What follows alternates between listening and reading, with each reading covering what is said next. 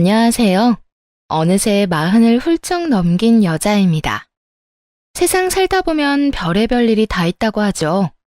아마 살면서 다들 한 번쯤은 해본 적이 있는 말일 거예요. 저 역시 마찬가지였어요. 다만 그 별의별 일이 한꺼번에 찾아온 것이 문제라면 문제였죠. 가장 마지막을 장식했던 건 다름 아닌 이혼이었는데요. 결혼을 결심한 순간엔 한평생 행복할 거라 다짐했던 남자와 틀어지기 시작한 건 아빠가 갑작스럽게 쓰러지면서였어요. 아빠는 30년이 넘는 세월 동안 금속을 절삭 가공하는 작은 사업체를 운영하셨는데요.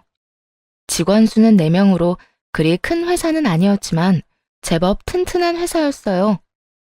아빠는 늘 입버릇처럼 회사가 장남이고 저는 막내딸이라곤 하실 만큼 회사를 아끼고 사랑하셨어요. 주말도 없이 밤낮으로 회사와 직원들을 위해 노력하셨죠. 그날도 마찬가지였습니다. 주말 급하게 납품해야 할 물건이 생겼다며 회사로 출근하신 아빠는 현장 일을 하시다가 그만 쓰러지셨어요. 평소에도 고혈압에다가 콜레스테롤 수치가 높은 편이라 관리 중이셨는데 갑작스럽게 뇌경색이 오며 쓰러지신 것이었어요. 급하게 큰 수술을 하게 되었고 수술은 잘 끝났지만 아빠의 상태는 쉽게 호전되지 않았죠. 병원에서 해줄 수 있는 건 다 했고 저희가 할 수 있는 건 그저 아빠가 하루빨리 눈을 뜨길 바라는 일뿐이었네요. 아빠도 걱정이었지만 회사도 비상이 걸린 상태였어요. 갑작스러운 아빠의 부재에 회사가 조금씩 흔들리기 시작하니 직원분들도 눈에 띄게 동요하기 시작했고 저는 고민에 빠지게 되었습니다. 제가 회사를 운영하기엔 다른 회사 입사 1년 차인 햇병아리 사원이었거든요. 그렇다고 7년 동안 회사 생활을 한 남편에게 맡기자니 남편은 아빠 회사와는 너무나도 관련이 없는 일을 하고 있었고요. 그렇게 고민이 깊어지던 어느 날, 남편이 자신감에 찬 얼굴로 이렇게 말하더라고요. 여보, 장인어른 회사 내가 이끌어 볼게. 나 자신 있어. 뭐? 회사 운영이 자신감만 있으면 다 되는 줄 알아? 누가 들으면 직원 수가 4명이 아니라 40명은 되는 줄 알겠어. 뭐? 직원이 4명뿐이면 아무나 막 회사 맡아도 된다 이 뜻이야? 회사에 계신 분들 다 적어도 10년은 넘게 일하신 분들이야. 우리 아빠나 나한테는 가족 같은 분들이시라고. 그분들도 다 가정이 있고 크게 보면 우린 지금 그 가정을 책임지는 일을 논하고 있는 거야. 그런데 자신감? 4명? 그런 마음가짐으로 남의 인생을 어떻게 책임지겠다는 거야? 그런 뜻으로 한 말 아닌 거 알잖아. 난 그저 분위기 좀 풀어보려 한 말이고. 그리고 당신 날 너무 무시하는 거 아니야? 나 지금 다니는 회사에서도 충분히 내 목 이상은 해내고 있고 어딜 가나 일머리 하나는 좋단 말 귀에 딱지가 않게 듣고 살았어. 남의 일 하면서도 이렇게 열심히 하는데 장인어른 회사면 내가 얼마나 더 열심히 하겠어? 그러니까 나 좀 믿고 맡겨줘 봐. 어차피 지금 다른 대안도 없잖아. 고민 좀 해보자. 아무리 급하다고 해도 쉽게 내릴 결정은 아니잖아. 당신도 무턱대고 무조건 할 수 있다 하지 말고 아빠 회사 관련해서 공부나 좀 해도. 고민해보겠다는 말은 어디로 들었는지 남편은 하루가 멀다고 재촉하기 시작했어요. 전 여전히 확실한 대답을 해주지 않았고 급기야 남편은 시모까지 불러 닥달하기 시작했습니다. 내가 이야기 다 들었다. 답은 정해져 있는데 왜 그렇게 고민을 하는 게야? 그냥 우리 아들 믿고 맡겨. 너 가족 말고 믿을 만한 사람이 어디 또 있는 줄 아니? 그렇긴 한데 아무래도 불안하긴 해요. 남편이 아빠 회사랑 관련된 일을 했던 것도 아니고 지금 회사 일도 만족하면서 잘 일하는 사람인데 괜히 좋은 회사 그만두고 아빠 회사 맡았다가 후회하면 어떻게 하나 하는 생각도 들고 말이에요. 남편에게 아빠 회사를 맡기는 것도 불안하긴 했지만 잘 다니고 있는 회사를 이렇게 그만두는 것도 불안하긴 매한가지였어요. 혹시나 일이 생각처럼 잘 되지 않았을 때 친정을 도와주려다 좋은 회사 놓쳤다는 원망을 듣고 싶지 않은 마음도 컸고요. 하루하루가 급한 와중에도 저는 이렇게 고민과 생각이 많은데 남편 놈은 상의도 없이 덜컥 사고를 쳐버렸더라고요. 그게 문제라면 걱정도 하지 말거라. 우리 아들 이미 회사 그만두고 사돈 회사 관련해서 공부하고 있으니까 요새 너한텐 회사 출근한다고 하고 우리 집에서 캐든가 뭔가에 대해서 고3 수험생처럼 공부만 하고 있어. 중간중간 현장에 가서 일도 돕고 오고 말이야. 네? 이미 회사를 그만뒀다고요? 그래. 그러니까 우리 아들 애 그만 태우거라. 아니, 말이야 바른 말이라고. 다 우리 아들이 네 친정 돕겠다고 이러는 건데 고개 숙여 감사하다고 하지는 못할지언정 왜 계속 애만 태우는 거야? 너 이러다 네 친정아빠가 자식같이 키운 회사 쫄딱 망해버린다.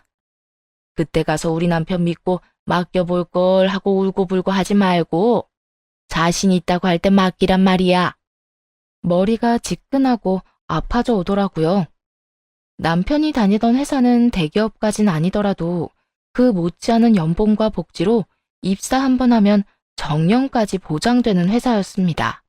그런데 그런 회사를 상의도 없이 그만둬 버렸다뇨? 물론 저를 위한 결정이었다곤 하지만 그 순간 화가 치솟아 오르는 건 어쩔 도리가 없더라고요.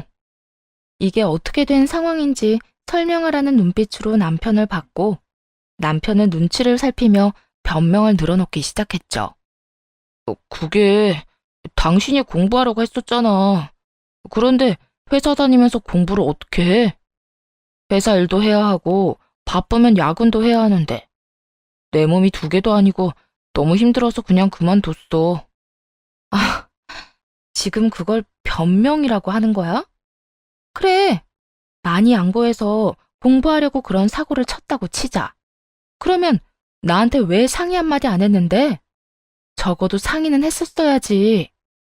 상의하면 뭐하냐? 어차피 반대만 할 게 뻔한데. 뭐야? 당신 지금 말이라고 해? 반대할 걸 알았으면 안 했어야지. 당신이 애야? 5살짜리 애도 아니고 왜 이런 일을 저질러? 내가 상의 한마디 없이 회사 그만둔 건 미안한데 내가 나 혼자 좋자고 이렇게까지 하는 건 아니잖아. 그리고 우리 엄마 말처럼 진짜 급한 건 내가 아니라 당신 아니야? 아무리 오래 일했던 사람이라도 생판 남한테 언제까지 회사 맡겨둘 건데? 그러다 회사에 무슨 문제라도 생기면 그때 가서 어떻게 해결하려고? 큰 문제 생기기 전에 내가 딱 가서 자리 잡고 있어야 한다니까. 동네 가게에도 사장 없이 알바생만 돌리면 망하는 건 시간 문제라던데 하물며 회사는 오죽하겠냐고. 화는 났지만 들어보니 남편의 주장도 틀린 말은 없더라고요. 작업반장님을 비롯해 일하시는 분들 사이에서 불만이 나오기 시작했고 전반적인 사무일 업무나 거래처 미팅 등 중요한 일들에서 하나둘 구멍이 생기기 시작하고 있었으니 정말 급한 건 회사이긴 했죠. 결국 남편의 뜻에 따라 믿고 맡겨보기로 했어요. 제 입에서 알겠단 말을 듣고서야 시모는 집으로 돌아갔고 그제야 남편에게 허락한 조건을 말해주었어요. 시모가 있는 자리에서 말했다간 2대1 공격을 받을 것이 뻔하니 시모가 돌아가길 기다렸다 말을 꺼낸 것이었죠. 그런데 조건이 있어. 어? 무슨 조건? 앞으로 당신이 회사에서 결정하는 모든 일은 나하고 작업반장님한테 검토받고 진행해. 검토? 나 신입사원으로 장인어른 회사 들어가는 거 아니야. 임시이긴 하지만 사장으로 가는 거라고. 당신은 그렇다 치더라도 내가 왜 작업반장님한테까지 검토 따위를 받아야 하는 건데? 나도 일을 배우겠지만 아무리 노력해도 작업반장님만큼 회사 돌아가는 사정을 잘 알 순 없어. 현장 스케줄은 어떤지, 거래처마다 가장 중요하게 여기는 포인트는 무엇인지. 당신하고 난 아무리 공부해도 모르는 걸 반장님은 알고 있단 뜻이야. 아무리 그래도 난 싫어. 당신 말처럼 반장님이 모든 걸 다 알아서 검토를 받아야 한다면 반장님 머릿속에 든 거래처 중요 문제를 정리해서 제출하라고 하면 되잖아. 난 그거 보면서 작업 지시 내리면 되는 거고. 세상에 직원한테 검토받는 사정이 어디 있어? 그냥 간단히 당신이 검토받기만 하면 불안 요소 없이 다 해결될 일인데 왜 굳이 그렇게 일을 이중삼중으로 해야 하는 거야? 그리고 일단은 무늬만 사장인 당신이 아빠 다음으로 회사 업무에 대해서 빠삭한 반장님한테 검토받아야 하는 건 당연하다고 난 생각하는데? 내 생각이 틀려? 당신 말도 틀리지 않지만 난 싫다고 싫어. 내가 나보다 아랫사람한테 검토나 받으려고 그 좋은 회사 때려치우고 회사 맡는다고 한 줄 알아? 작은 회사로 옮겨온 만큼 대접은 해줘야 할 거 아니야. 난 당신한테 사장 대접해준다고 해준 적도 없고 우리가 바라는 사람은 허울뿐인 사장이 아니라 사장 자리에 앉아있되 회사를 위해라면 밑바닥부터 뭐든 해줄 수 있는 그런 사람을 원하는 거야. 그게 싫으면 그냥 재취업 준비해. 난 절대 양보 못하니까. 알겠어. 그렇게 하면 되잖아.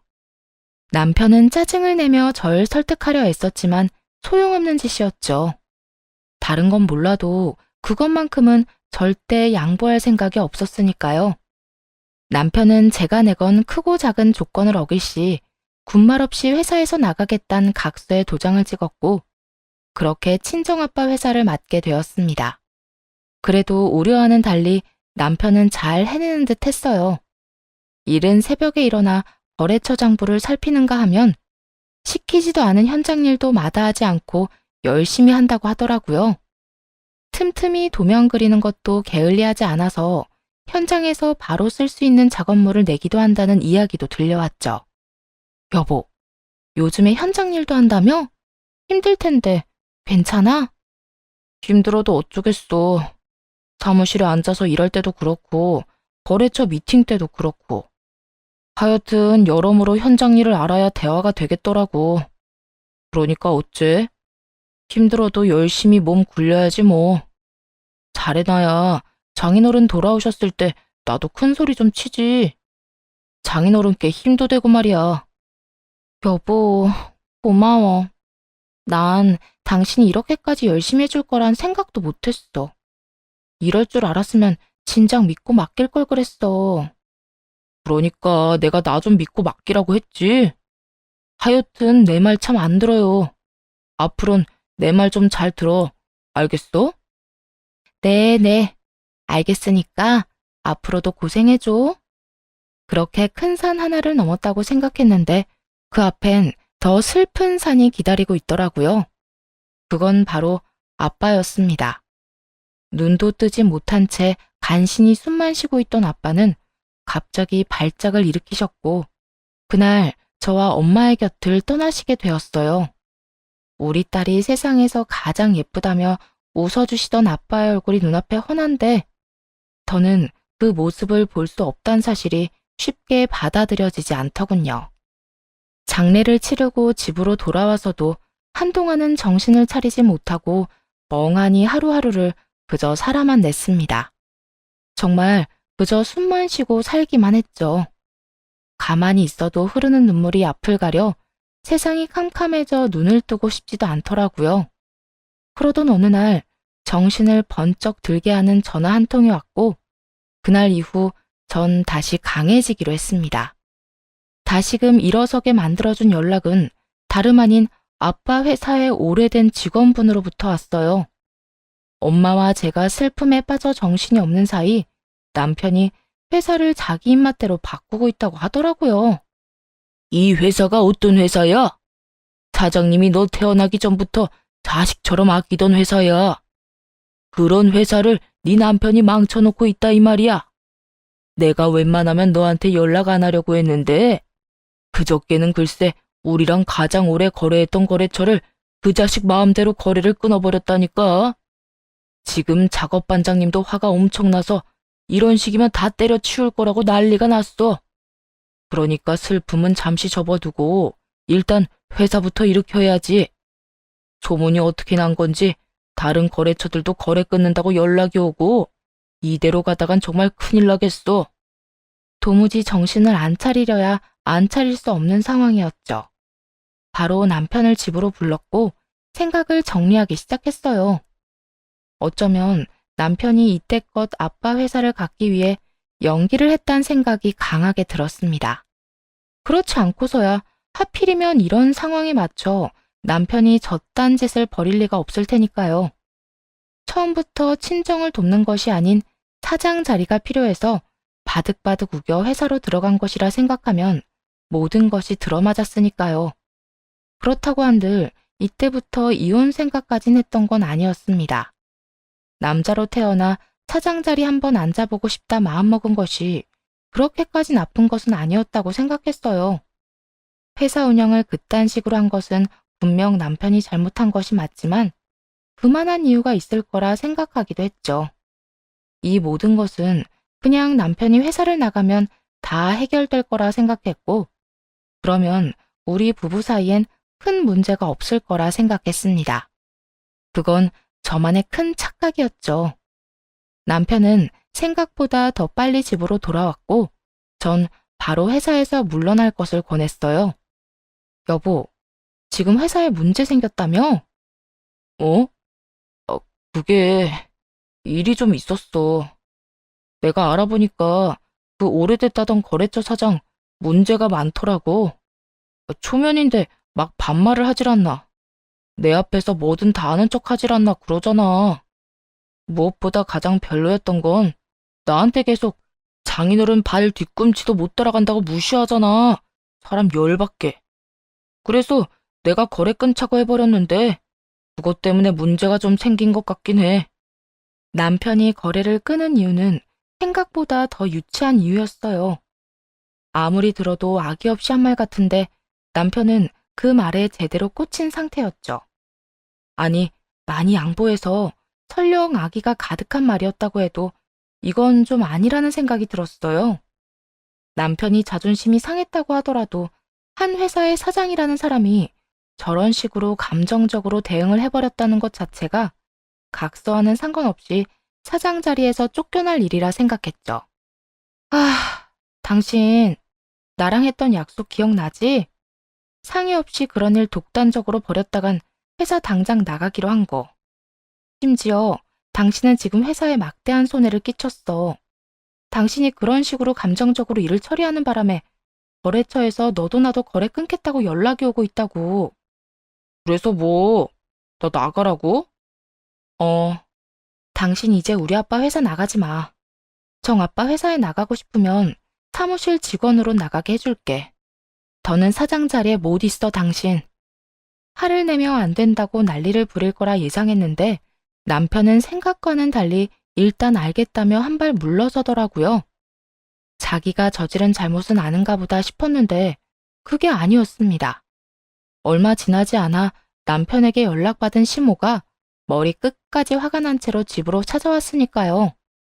너, 네가 뭔데 감히 내 아들을 잘라? 네가 사장이야? 내 아들이 사장인데 네가 뭔데 회사를 나가라 말라 명령이야? 이번에 남편 때문에 회사가 입은 피해가 작지 않아요. 직원들 사이에서도 말이 나오기 시작했고 저는 사장 자리에 남편 앉혀두는 건 무리예요. 그까지 손해 얼만데? 그리고 남자가 큰일 하려다 보면 그럴 수도 있는 거지. 처음부터 척척 일 잘해내는 사람이 어디 있어? 그리고 사람 이런 식으로 내쫓으면 안 되지. 시모의 반발은 거셌고 저는 신랑이 할 힘이 없었죠. 통하지도 않을 말로 싸우는 방법보다 각서를 보여주기로 했고 시모는 말없이 남편의 도장이 찍힌 각서를 보더라고요. 혹시나 이런 각서 효력도 없다고 우길 생각도 하지 마세요. 없는 효력도 만들어서 손해배상까지 청구할 수도 있는데 그나마 제 남편이라 자리에서 물러나는 걸로 마무리하는 거예요. 시모도 상황의 심각성을 깨달았는지 아무 말도 하지 않았고 남편은 그제야 고개를 숙여 빌기 시작했습니다. 여보, 내가 생각이 짧았어. 난 정말 상황이 이렇게까지 심각해질 거란 생각도 못했어. 순간적으로 내 자존심이 상해서 그랬던 것도 있지만 회사 생각도 하긴 했었어. 언제까지 그런 꼰대 마인드 가진 사람이랑 일할 수는 없다고 생각했었다고. 순간적이라도 자존심을 생각했다는 것부터 잘못된 거야. 내가 말했지? 우리가 책임지는 건 4명뿐만이 아니라고. 그렇게 자신 있다고 하더니 결국엔 이렇게 됐고 당신은 남은 약속이나 지켜주면 돼. 미련 버리고 재취업 준비나 해. 더는 남편도 아무 말 하지 못했고 회사는 한동안 제가 맡게 되었어요. 다른 사람의 손을 빌려 망하는 것보다 망해도 제 손으로 망하는 게 후회가 없겠다고 생각했거든요. 그래서 잠자는 시간도 없이 배워나가기로 결심했습니다. 그렇게 전 하루 24시간이 부족하게 남편이 친 사고 수습하랴, 직원분들 마음 돌리랴 하루가 모자라는데 남편은 취업할 생각은 하지도 않고 집에서 빈둥거리며 제 화를 돋구기 시작하더군요. 당신 취업 자리는 알아보고 있는 거야? 언제까지 그러고 있을 거야? 나? 엎어진 김에 쉬어간다고 한동안 좀 쉴 건데 왜? 이 꼴이 보기 싫었으면 날 그렇게 잘하지 말았어야지. 나 당신 덕에 백수 된 김에 좀 더 쉬면서 신중하게 일자리 알아보게. 반성하는 모습은 보이지도 않고 오히려 그 상황을 제 탓으로 돌리는 행동이 그 무엇보다도 실망스럽더군요. 점점 이혼을 생각하는 날이 많아지게 되었죠. 그렇지 않아도 마음이 심란한데 시모는 제 심란한 마음에 마침표라도 찍어주고 싶었는지 짐까지 싸서 집으로 찾아왔습니다. 어머님, 이게 다 뭐예요? 무슨 짐을 이렇게 싸서 오셨어요? 보면 몰라? 내 짐이잖아. 들어보니 너 그 코딱지만한 회사 일한다고 내 아들 잘 챙겨주지도 않는다고 하길래 내가 내 아들 뒷바라지하려고 이렇게 왔다. 아무리 그래도 이렇게 막무가내로 짐까지 싸서 오시면 어떻게 해요? 여기 어머님 아들만 사는 집 아니잖아요. 우리 아들만 사는 집은 아니라도 내 아들이 사는 집이 맞긴 하잖니? 내 아들 집에 내가 와서 내 아들 뒷바라지 좀 하겠다는데 무슨 문제라도 있어? 더는 시모와 말이 통할 것 같지도 않았고 마지막 희망을 가지고 남편을 바라보았습니다. 하지만 남편은 손뼉만 치지 않을 뿐이지 표정으로 시모를 있는 힘껏 응원하고 있었죠. 그 순간 머리가 맑아지더라고요. 이혼이라는 두 글자만 생각났죠. 그렇게 이혼하겠다는 마음이 분명해지자 두 사람이 꼴도 보기 싫어졌고 그 둘이 집을 비운 사이 남편의 짐을 싸서 시댁으로 다 보내버렸습니다. 그리곤 현관문 비밀번호를 바꿔버렸죠. 이윽고 외출해서 돌아온 두 사람은 문을 열어보려 애썼지만 소용이 없었고 이내 전화가 오더라고요. 당신 현관 비밀번호 바꿨어? 지금 집이야? 집이면 문 열어. 나 집인데 문 안 열어줄 거야. 앞으로 당신은 당신 엄마 집에 가서 살아. 뭐? 갑자기 그게 무슨 말이야? 당신 지금 나 쫓아내는 거야? 보니까 당신이 어머님 뒷바라지 받고 싶어 안달이 난 것 같아서 편하게 뒷바라지 받으라고. 이미 짐도 다 싸서 당신 엄마 집으로 보내놨어. 그러니까 엄마 손잡고 엄마 집에 가서 마음껏 뒷바라지 받으면서 빈둥거리고 살아. 뭐? 당신 미쳤어? 이런 식으로 사람 내쫓는 법이 어디 있어? 내 집에서 사람 하나 내쫓는데 법정까지 찾아봐야 해? 어쨌든 난 당신 엄마랑 같이 살 생각 없으니까 당신이 가서 살아. 아참, 조용히 가는 게 좋을 거야. 시끄럽게 굴면 경찰에 신고할 거거든. 그렇게 전화를 끊었고 남편은 제 말이 진심이란 걸 눈치채는지 난동을 피우지 않고 시모와 함께 시댁으로 가더군요. 이제 남은 것은 이혼이었는데 순탄할 것 같지 않더라고요. 그래서 일단 회사에 급한 불부터 끄고 이혼을 진행하기로 했죠. 빠른 이혼을 위해서라도 주말을 포함해 밤낮 없이 일했네요. 그러던 와중에 법인카드 명세서를 발견하게 되었어요. 다른 건 몰라도 늘 고생하는 직원들 먹을거리만큼은 아끼지 말라고 남편에게 준 카드의 명세서였죠. 아빠 휴대전화로 승인 내역이 오는 것이었는데 아빠가 살아계실 때는 확인할 생각도 못했어요. 돌아가시고 난 후엔 정신이 없어 카드까진 생각지도 못했고요. 그 순간 남편과 사이가 좋을 때 나눈 대화가 떠오르며 아차 싶었습니다. 여보, 이번에 거래처 사장님 만나기로 했는데 법인카드로 계산하면 되지? 그럼 회사 일로 쓰는 돈은 다 법인카드로 해. 그런데 한도가 넉넉한지 모르겠네. 얼마나 남았으려나? 혹시 쓰다가 안 긁히면 당신 카드로 쓰고 청구해. 당신도 한도가 얼만지 몰라? 대략적으로도 문자 같은 거 안 와? 나도 잘 몰라. 아마 넉넉하게 해뒀을 텐데 잘 모르겠네. 문자도 나한테 오는 게 아니라 아빠한테 가니까 아빠가 쓰러지시면서 휴대전화도 망가져서 수리해야지 하면서 아직도 못했네. 그러니까 법인카드를 쓰면 장인어른 휴대전화로 문자가 간다. 이거네? 그렇지. 격리가 따로 있었던 것도 아니고 아빠가 그런 일은 하나부터 열까지 혼자 다 관리했었으니까. 그나저나 아빠 휴대전화는 언제 고치지? 고치긴 고쳐야 하는데. 내가 고칠게. 마침 내 휴대전화도 이상해서 조만간 서비스 센터 갈 거야. 그때 내가 고쳐오지 뭐. 그럴래? 그러면 좀 부탁해. 남편은 그때 자신이 법인카드를 어떻게 쓰든 그 누구도 알지 못할 거란 걸 알고 있었고, 일도 그따위로 한 남편이었는데 법인카드라고 제대로 썼을 리가 없을 게 분명했어요. 아니나 다를까 남편은 법인카드로 직원 배를 불려주는 것이 아닌 자기 사심을 채우고 다닌 것도 모자라 허튼 짓거리까지 하고 다니고 있었습니다. 내역을 살펴보니 정말 가관이더군요. 브랜드명으로나 가격으로나 명품 가방을 산 것이 확실한 것부터 호텔까지 외도가 아니라면 설명하기 힘든 내용들로 가득했죠.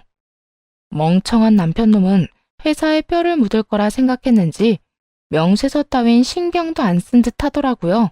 어차피 사무실 업무는 단독으로 맡고 있었으니 명세서 따위 없애버리면 그만이고, 아빠가 살아계시든 돌아가시든 고장난 휴대전화는 자기 손에 있었으니 더 안심을 했던 것이죠. 이혼하겠다고 결심이 선 상황이긴 했지만 남편의 외도는 꽤 충격이더군요. 어떻게 이런 짓까지 할 수 있나 싶기도 하면서도 당연히 그럴짓하고도 남을 놈이었단 생각이 충돌하며 자괴감까지 들었네요. 저딴 인간을 믿고 결혼까지 한 것은 다름 아닌 저였으니까요. 하지만 자책만 하며 시간을 낭비하기엔 시간이 부족했죠. 회사 내 급한 일은 대충 정리가 끝났고, 얼른 정신을 차려 이렇게 좋은 증거들이 넘쳐날 때 이혼을 해야겠다는 생각이 들었습니다. 남편이 제 뒤통수를 더 세게 치기 전에 먼저 나서서 남편의 뒤통수를 치기로 한 것이었죠. 바로 흥신소에 남편과 시모의 뒷조사를 의뢰했고, 남편이 외도를 저지르고 있다는 놀라운 사실과 함께 녹음 파일을 받게 되었습니다. 주인공들은 시모와 남편 그리고 상간녀였는데 세 사람은 이미 한 가족인 양 정감이 넘쳐나더군요.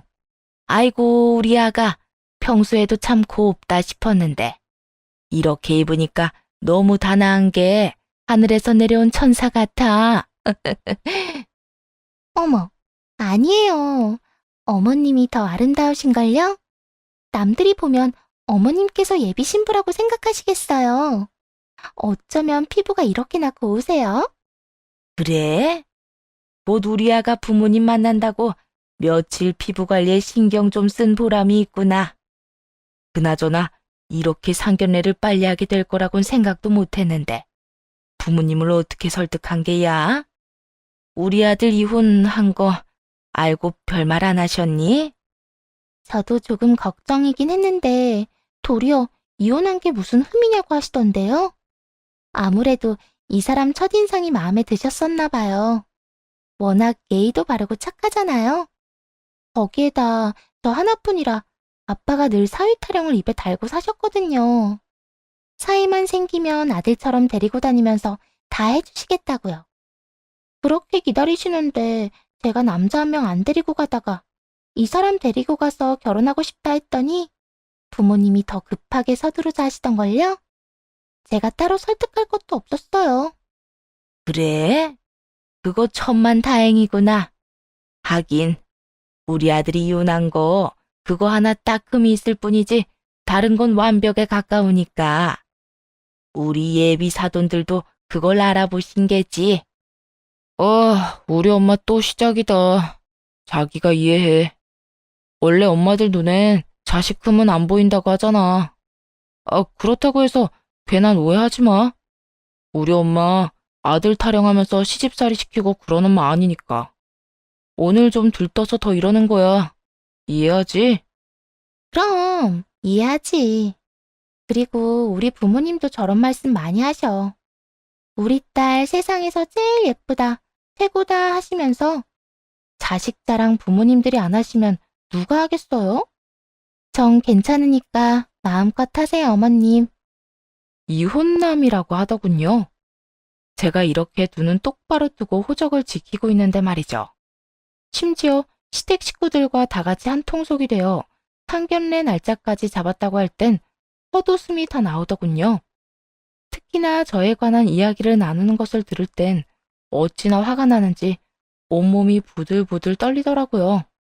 어쩌면 이해심도 이렇게나 넓을까?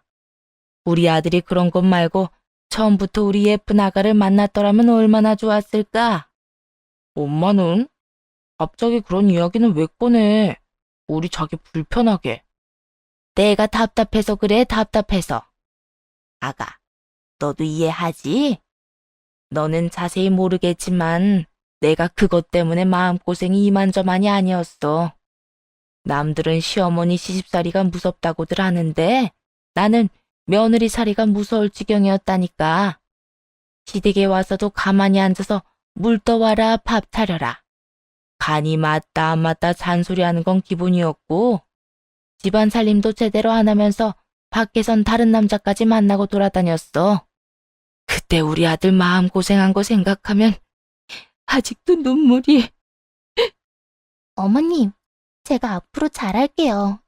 저는 결혼하면 아빠가 집에서 내조만하게 금전적으로 도와주신다고 하셔서 다른 건 몰라도 집안일로 신경 쓸 일은 없을 거예요. 물론 어머님께도 잘하고요. 그래? 내가 뒤늦게 며느리한테 효도받으면서 다 살겠구나. 말만으로도 고마워, 아가. 시모는 자신이 한 짓을 마치 제가 한 것처럼 이야기하며 폐륜으로 몰아가고 있더군요. 거기에다 불륜녀로 만들기도 했고요. 제가 그딴 식으로 행동하는 바람에 이혼까지 하게 되었다는 인식을 심어주기엔 충분했죠. 남편은 제대로 있는 집 자식인 척을 하기 위해 외제차까지 뽑은 모양이더라고요. 가진 건 보증금 4천만 원에 월세로 사는 시댁이 다인 주제에 부잣집 여자 하나 꼬셔보려고 고생한다 싶었습니다. 처음엔 화가 나 그 자리에서 엎어버리고 싶었지만 그렇게 해도 화가 다 풀릴 것 같지도 않았죠. 자고로 최고의 복수란 상대방이 행복한 꿈을 꾸고 있을 때 탄산 조각을 내는 것이라고 하지 않겠어요? 먼저 엄마에게 연락을 해 모든 사실을 알리고 대망의 상견례 날 그곳으로 찾아갔습니다.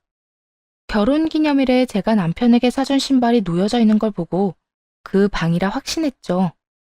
엄마와 전 힘차게 방문을 열고 웃음꽃이 핀 곳으로 들어갔어요.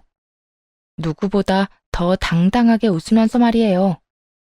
저희의 등장에 화기애애하던 상견례 분위기는 순식간에 찬물을 끼얹듯 식어갔습니다. 특히나 시모와 남편의 반응이 참 볼만했어요. 시모는 동그랗게 눈을 뜨고 들고 있던 컵을 떨어뜨려 사방으로 유리 파편이 튀었고 남편은 자리에서 일어나 말까지 더듬으며 말을 걸어오더군요. 여기까지 어떻게 알고 온 거야? 지금 그게 중요해? 내가 여기 왔다는 게 중요하지. 들어보니까 여기서 당신 상견례 한다고 하길래 구경하러 왔어. 신기한 경험이잖아? 난 이혼한 적도 없는 내 남편이 다른 여자랑 상견례를 하는 모습을 보는 거. 당신은 기분이 어때? 이건 뭐 두 집 살림도 아니고 두 집 살림 예정이라고 해야 하나? 하여튼 두 여자랑 살려고 하니 기분이 좋아? 막 설레려나? 한껏 비아냥대며 남편에게 질문을 던졌고 남편은 제 말은 사뿐히 무시하고 상간녀와 상간녀 부모에게 변명하기 시작했습니다. 저를 스토커 취급을 하면서 말이죠. 자기야, 이 말 듣지 마. 이 여자 내 전부인인데 바람난 남자랑 헤어졌는지 계속 날 쫓아다녀. 왜 내가 말했었잖아. 정신이 좀 이상하다고 말이야.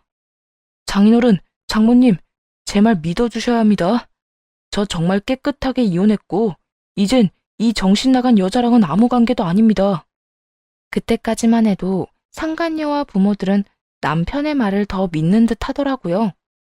그래서 전 준비한 이혼 소장을 내밀어 주었습니다. 이혼? 난 한 적도 없는 이혼, 넌 도대체 어떻게 했어? 그리고 이 이혼 소장은 어떻게 작성이 됐겠니?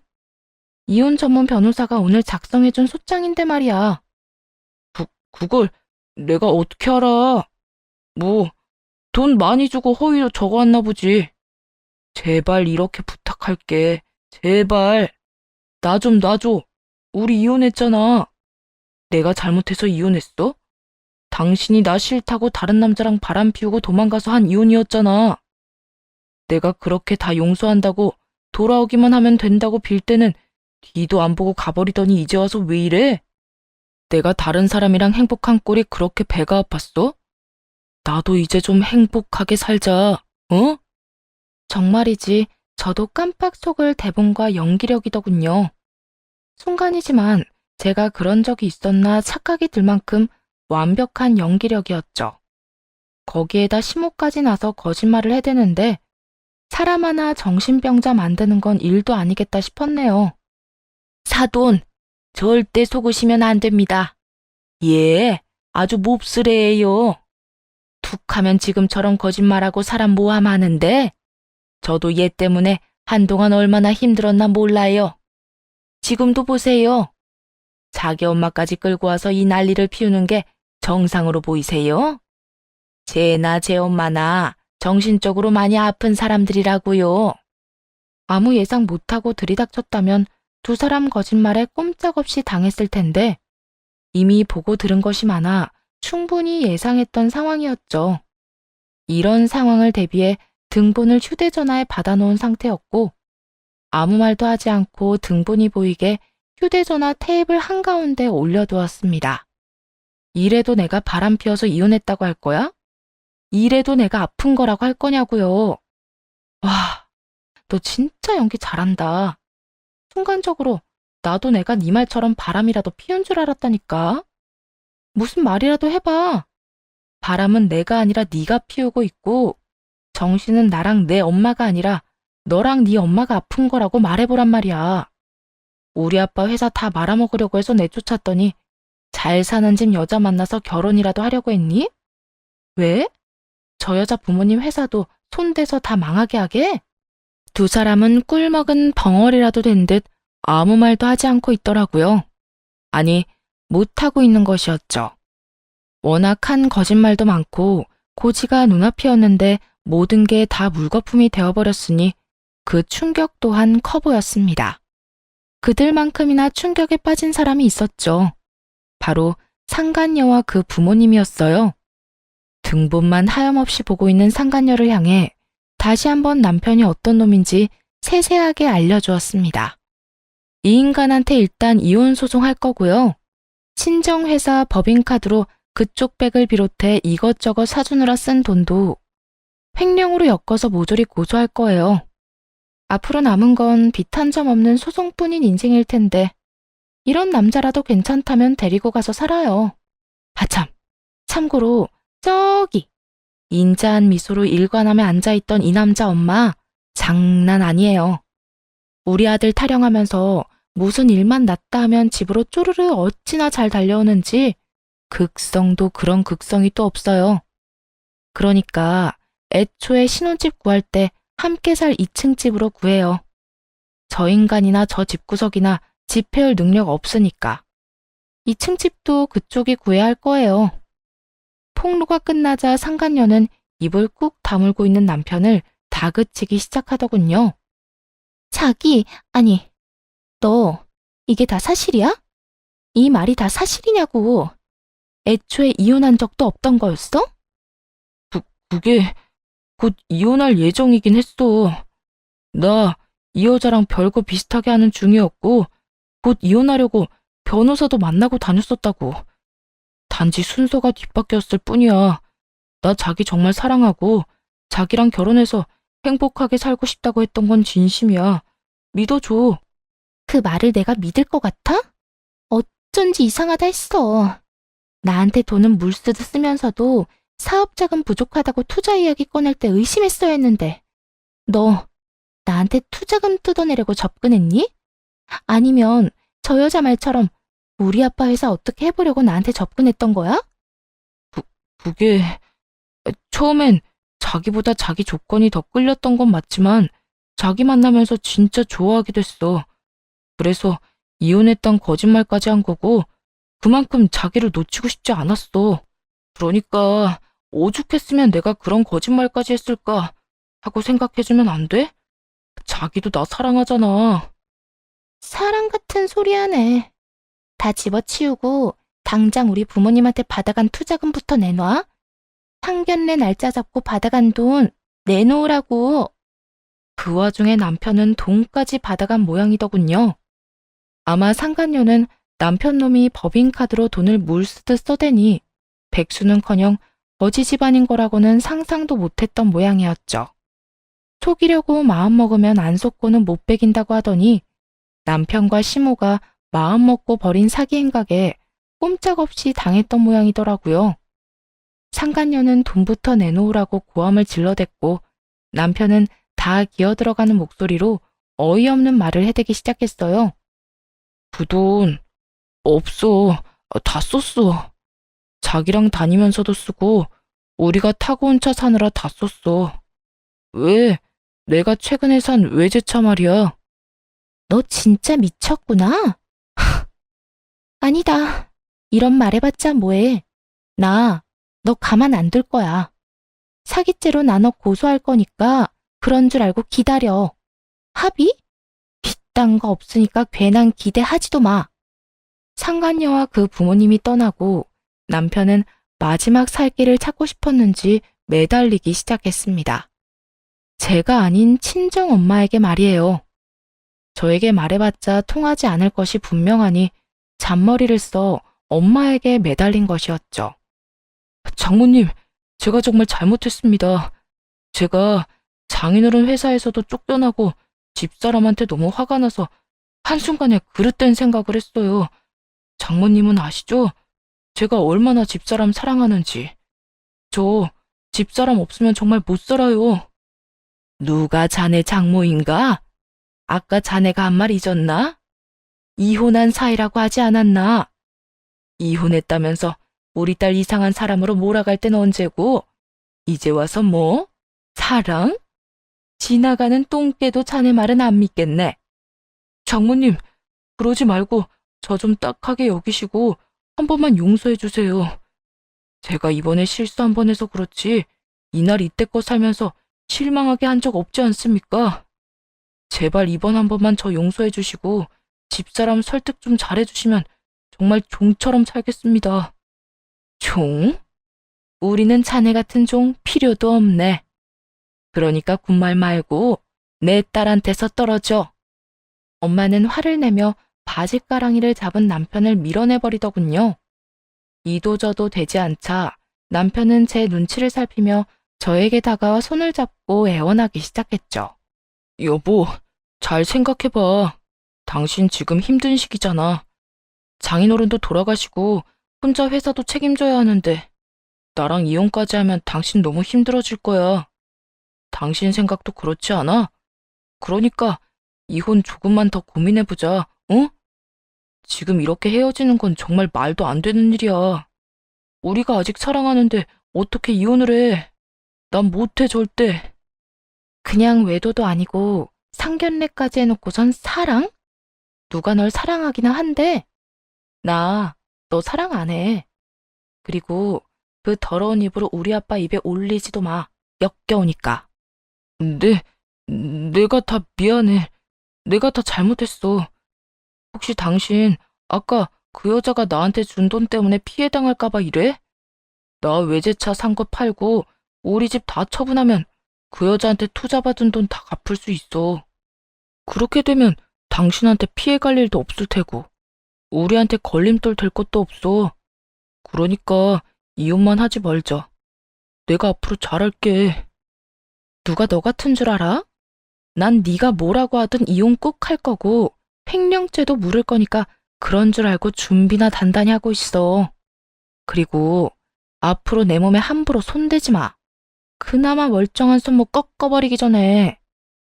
끝까지 파렴치하게 구는 놈을 뿌리치곤 돌아왔네요. 한시라도 그런 인간과 가족으로 있기 싫어 빠르게 이혼했고요. 그 후 저를 비롯해 상간녀의 고소가 이어졌고 전 남편이 쳐놓은 사고가 워낙 많아서 외제차는 물론 전 시댁집까지 빼 합의금을 마련했지만 그걸로는 어림도 없는 일이었죠. 결국 합의금을 감당하지 못한 전 남편은 구치소에 들어가게 되었다고 하더라고요. 돈이 없다면 교도소행은 피할 수 없는 수순이었고 해결책이 도저히 없었던 시모가 염치도 없이 저를 찾아왔습니다. 얘야, 우리 아들 좀 살려주면 안 되겠니? 앞날 창창한 젊은 애가 돈이 없어서 감옥에 가게 생겼어. 넌 돈도 많지 않니? 너한텐 얼마 안 되는 푼돈 우리 아들을 위해서 좀 써주려무나. 정말이지 염치도 양심도 없는 인간이었죠. 언제는 저를 보고 정신이 아프다고 하더니 그때 보니 시모 정신이 더 아파 보이더군요. 그렇지 않고서야 자기 아들 때문에 인생 흠집 제대로 난 저에게 찾아와 뻔뻔하게도 저딴 말을 할 수 있을 리가 없었으니까요. 푼돈? 그렇게 푼돈이면 아줌마가 해결해주면 되겠네요. 저는 그쪽 아들한테 그까지 푼돈 쓸 생각도 없으니까요. 양심이 있어 없어? 감히 여기가 어디라고 찾아와서 그딴 부탁을 해요? 그러면 어떻게 해? 이대로 두면 내 아들 깜빵 가게 생겼는데. 그러지 말고 다신 안 찾아올 테니 돈만 좀 해주면 안 될까? 너도 잘 알지 않니? 나 내 아들 감옥 보내고 하루도 못 산다. 단 사람 둘 살린다 생각하고 돈 좀 해주려무나, 응? 아가야, 제발 이렇게 부탁하마. 급기야 전 시모는 무릎까지 꿇고 손이 발이 되게 빌기 시작했고 그런 전 시모를 내려다보며 이렇게 말해주었습니다. 누가 그쪽 아가예요? 그리고 그렇게 눈물 짜내면서 빌면 마음이라도 약해질 줄 아세요? 그쪽이 이러면 이럴수록 더 그때 생각이 떠올라 독해질 수밖에 없다고. 결혼 생활 중에도 그렇게 날 괴롭히더니 이혼까지 한 지금도 왜 이렇게 절 못 괴롭혀서 안달이에요? 난요, 아줌마를 봐서라도 그딴 인간 절대 도와줄 생각 없으니까 아줌마 아들은 아줌마가 살리세요. 엄만 나한테 와서 이러지 말고. 단호하게 나가자 시모는 난동을 피우기 시작하더라고요. 그 자리에 누워 팔과 다리를 버둥거리고 고함을 고래고래 질러대면서 말이죠. 난 네가 돈 해줄 때까지 여기서 절대 못 나가니까 그런 줄 알아. 난 어차피 내 아들 못 보고 못 사니까 여기서 그냥 뼈를 묻으련다. 그러니까 이런 내 꼴 보기 싫으면 돈 내놔. 내 아들 살릴 돈 내놓으란 말이야. 누가 보면 내가 돈이라도 빌린 줄 알겠어요. 여기서 이래도 절대 안 줄 거니까 얼른 가세요. 계속 이러면 나도 가만 안 있을 거라고요. 네가 가만 안 있으면 어쩔 건데? 이미 망한 인생 하나도 겁 안 나니까 돈이나 내놓으란 말이야. 돈도 내놓고 우리 아들 당장 내 눈앞에 데려다 놔. 하는 수 없겠더라고요. 아들이 저리도 보고 싶다는데 보여줄 수밖에 없었죠. 지체 없이 경찰에 시모를 신고해버렸고 시모는 경찰의 손에 의해 질질 끌려갔죠. 구치소에서 사랑하는 아들과 극적으로 재회하라는 저의 배려였네요. 그 후 들려오는 소식엔 전 남편은 결국 교도소로 가게 되었고 전 시모는 그 충격으로 쓰러져 요양원에 있다고 하더군요. 자신의 이득을 위해 다른 사람 마음을 흠집내고 속여먹은 그들에게 딱 어울리는 결말이라 생각했습니다. 그렇게 비로소 그 악연들을 끊어냈고 지금은 어디서 무얼 하는지 어떻게 살고 있는지 전혀 알지 못한 채 살고 있어요. 어느새 7년이란 세월이 흘렀고 처음 이혼했을 때보다는 이제 이혼이란 말에 화가 나지도 예민하게 반응하지 않게 되었죠. 전 그만큼 단단해졌고 단단해진 만큼이나 아빠가 남겨주신 회사 또한 잘 지켜내고 있어요. 지금은 직원 수 10명의 회사가 되었고 정신없는 나날들을 보내고 있습니다. 엄마는 내심 재혼을 바라시는 것 같은데 전 딱히 생각이 없는 상태예요. 물론 연애는 몇 번 하긴 했지만 결혼까지 이어지진 않더라고요. 그만큼 제가 지금 삶에 만족한다는 뜻 아닐까요? 이혼을 하며 제가 느낀 한 가지는 세상에 스스로보다 중요한 것은 없다는 것이었어요. 그래서 앞으로도 저 자신을 소중히 여기며 행복하게 잘 살아내보려고요. 그럼 이만 물러가 볼게요. 감사합니다.